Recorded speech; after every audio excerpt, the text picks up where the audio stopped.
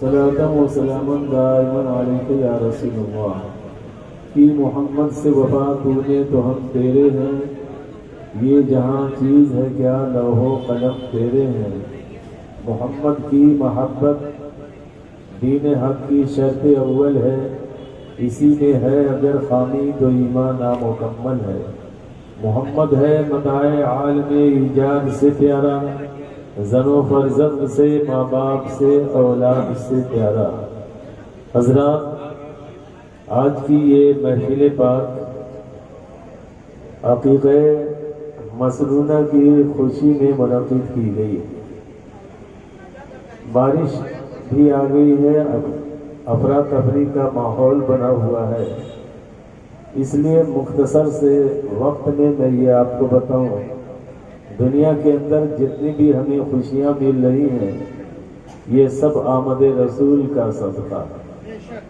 سرکار دو عالم نور مجسم صلی اللہ تعالی علیہ وسلم کی آمد اس خاندان گیتی کے اوپر نہ ہوتی تو نہ زمین ہوتا، نہ آسمان، نہ کائنات کا کوئی ذرہ ہوتا، نہ ہم ہوتے، نہ ہماری اولادیں ہوتی، نہ یہ خوشی کے مواقع نصیب ہوتے۔ یہ ساری خوشیاں احمد مختار سید عالم نور مجسم صلی اللہ تعالی علیہ وسلم کی آمد پاک کا صدقہ ہے۔ اور دنیا کے اندر جتنی بھی خوشیاں ہمیں مل رہی ہیں، ہر خوشی کی ایک عمر ہوتی ہے۔ کوئی خوشی ایک دن میں ختم ہو جاتی ہے، کوئی 2 دن کے لیے ہوتی ہے، کوئی ہفتے بھر کی خوشی ہوتی ہے، کوئی مہینے بھر کی ہوتی ہے، کوئی 1 سال تک خوشی رہتی ہے۔ لیکن اس دنیا کے اندر کوئی بھی ایسی خوشی سوائے آمد رسول کے ایسی نہیں ہے جو ختم نہ ہو جائے۔ بچہ پیدا ہوتا ہے، ماں اور باپ بہت خوش ہوتے ہیں۔ اس خوشی کی عمر کتنی ہے؟ بچہ جوانی کی منزل تک پہنچا، بچپنے میں تو ماں اور باپ کا وفادار تھا، اور جب جوان ہوا تو ماں اور باپ کی وفاداری اس نے چھوڑ دی، اور جو ہی ماں اور باپ کا جواب دینا شروع کر دیتا ہے تو وہ خوشی غم میں بدل جاتی ہے۔ پتہ یہ چلا کہ دنیا کی ہر خوشی غم میں بدلے گی، لیکن ایک ہی خوشی ہے جو کبھی غم میں نہیں بدل سکتی ہے، اور وہ ہے ہم سب کے آقا مولا تاجدار مدینہ احمد مجتبی حضرت محمد مصطفیٰ صلی اللہ علیہ وسلم کی آمد پاک کی خوشی۔ اور دوسری طرف یہ دیکھیے کہ کوئی خوشی ایک فرد کے لیے ہوتی ہے، کوئی چند آدمیوں کے لیے ہوتی ہے، کوئی ایک گھر کے لیے ہوتی ہے، کوئی ایک ماحول کے لیے ہوتی ہے، ایک گاؤں کے لیے ہوتی ہے، کوئی خوشی ایک ضلع کے لیے ہوتی ہے، کوئی ایک صوبے کے لیے ہوتی ہے، کوئی ایک ملک کے لیے ہوتی ہے، اور کوئی خوشی ایسی ہے جو کئی ممالک کے لیے خوشی ہوتی ہے۔ لیکن ہر ایک خوشی ایک محدود دائرے میں رہتی ہے۔ آمد رسول کی خوشی ایسی ہے جو ساری کائنات کے لیے ہے، خود خالق کائنات نے اس خوشی کو منایا۔ اسی وجہ سے جب ہمیں کوئی خوشی نصیب ہوتی ہے تو سب سے پہلے آمد رسول کا تذکرہ ہم کرتے ہیں، اصل خوشی کی ہم یاد کو تازہ کرتے ہیں، جس رسول کے صدقے میں کائنات کا ہر ذرہ معرض وجود میں آیا۔ حضرات، یہ خوشی کا موقع ہے، عقیقہ مسنونہ کی تقریب ہے، لوگوں کی دعوت بھی اس موقع پر ہے، اور اسی وجہ سے اس جشن پاک کا انعقاد کیا گیا۔ اس رسول کا ذکر ہے جو بعد از خدا بزرگ دوئی قصہ مختصر کے مصداق ہے۔ جس طرح سے میرا رب خالق ہونے کے اعتبار سے بے نظیر ہے، اس کی کوئی نظیر نہیں، اس کی کوئی مثال نہیں، اسی طرح سے اس نے اپنے محبوب کو مخلوقات میں بے نظیر بنایا، بے مثال بنایا، ان کی کوئی مثال نہیں۔ انبیاء کرام کو رب قدیر نے مبعوث فرمایا، معجزہ دے کر کے بھیجا، لیکن سرور کائنات رحمت للعالمین تاجدار مدینہ احمد مجتبی حضرت محمد مصطفیٰ صلی اللہ تعالی علیہ وسلم کو بھیجا تو سراپا معجزہ بنا کر کے بھیجا۔ اور رسول پاک نے تبلیغی مشن جو شروع کیا، ہزاروں مشکلیں آئی، نکالی سینکڑوں نہریں کہ پانی کچھ تو کم ہوگا مگر میرے دریا کی طغیانی نہیں جاتی۔ رسول پاک نے اپنا تبلیغی مشن جب جاری کیا، ہر حربہ کفار و مشرکین کا ناکام رہا تو آپس میں ان لوگوں نے یہ فیصلہ کیا کہ قرآن کے اندر کوئی تاثیر ہے۔ محمد عربی نور مجسم صلی اللہ علیہ وسلم جس کتاب کو پڑھتے ہیں، جس قرآن کو پڑھتے ہیں، اس کے اندر کوئی جادوانہ معاذ اللہ اثر ہے۔ جب کوئی سنتا ہے تو کان کے راستے سے اس کے دل کے اوپر اثر پڑتا ہے اور وہ نبی پاک کا گرویدہ بن جاتا ہے۔ کلمہ طیبہ لا الہ الا اللہ محمد الرسول اللہ پڑھ کر مشرف باسلام ہو جاتا ہے۔ تو ایسا کیا جائے کہ جب قرآن کی تلاوت کریں یہ لوگ تو اپنے کانوں میں انگلیاں ٹھوس لیا جائے۔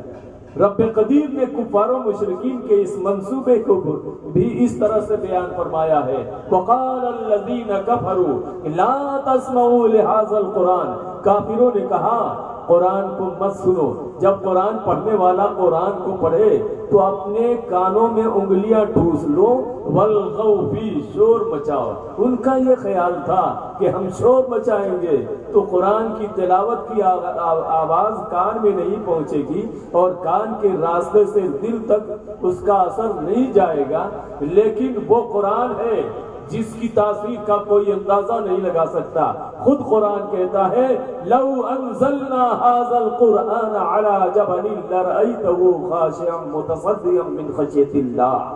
تم قرآن کی عظمت کو کیا سمجھو گے؟ قرآن کے اندر وہ تاثیر ہے، رب قدیر نے قرآن کے اندر وہ اثر دیا ہے کہ اس قرآن کو بلند سے بلند تر پہاڑ پہ نازل کر دیا جائے تو یہ پہاڑ خوف خدا سے ریزہ ریزہ ہو جائے۔ حضرات قرآن کی عظمت کو دیکھیے، قرآن کی طاقت کو دیکھیے، قرآن کے اثر کو دیکھیے، جس کا بوجھ بلند سے بلند تر پہاڑ برداشت نہ کر سکے، لیکن یہ رسول پاک تاجدار مدینہ سید عالم صلی اللہ علیہ وسلم کا عظیم معجزہ ہے، جس قرآن کو اگر پہاڑوں پہ نازل کر دیا جاتا تو یہ پہاڑ خوف خدا سے ریزہ ریزہ ہو جاتے۔ آج اس قرآن کی ایک آیت کو نہیں، ایک پارے کو نہیں، بلکہ قرآن عظیم کے 30 پارے کو ایک ننھا سا بچہ امت مسلمہ کا اپنے سینے میں محفوظ کر لیتا ہے۔ یہ نبی پاک کا کرم۔ حضرات قرآن کی تاثیر رکی نہیں۔ یہی تو وہ قرآن ہے کہ حضرت سیدنا عمر فاروق رضی اللہ تعالیٰ عنہ ننگی تلوار لے کر کے چلے تھے، بانی اسلام کا سر قلم کر دیں گے معاذ اللہ، نہ رہے بانس نہ بجے بانسری۔ سامنے نظر آ گئے حضرت نعیم بن عبداللہ جو صاحب ایمان ہو چکے تھے۔ حضرت سیدنا عمر فاروق رضی اللہ تعالیٰ عنہ کی آنکھیں سرخ، ہاتھ میں ننگی تلوار، غصے کے آثار چہرے کے اوپر۔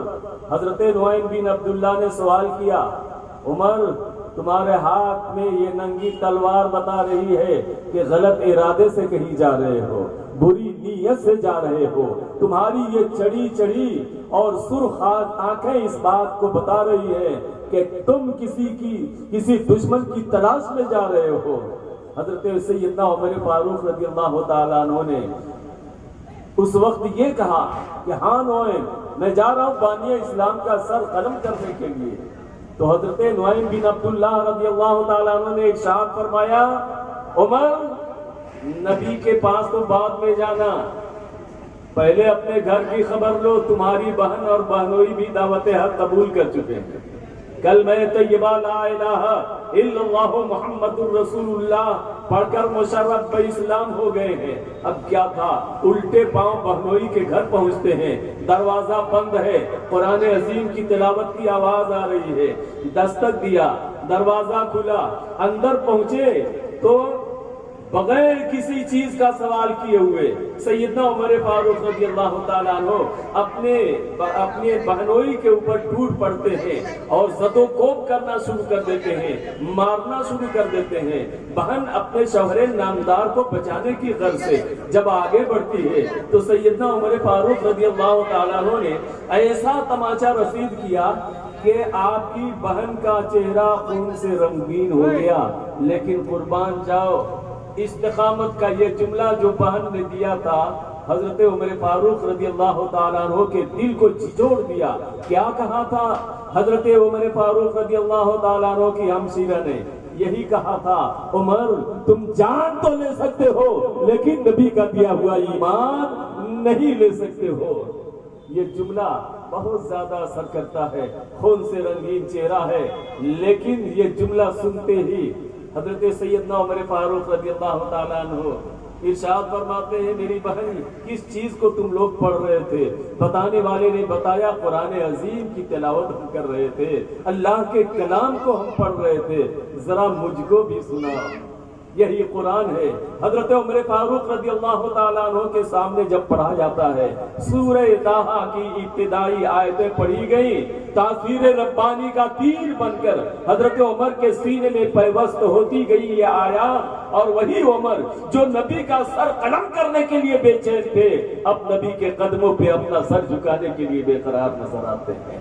بہت مختصر میں کرتا چلوں، حضرت عمر فاروق رضی اللہ تعالیٰ عنہ نبی کی جانب آگے بڑھے، نبی کی بارگاہ میں پہنچے۔ شاعر کہتا ہے، عمر سوئے نبی گئے اور نظر سوئے عمر گئی، پڑی نگاہ مصطفیٰ تو زندگی سنور گئی۔ مٹھائی آ گئی ہے، صلاۃ و سلام پڑھ دیا جائے۔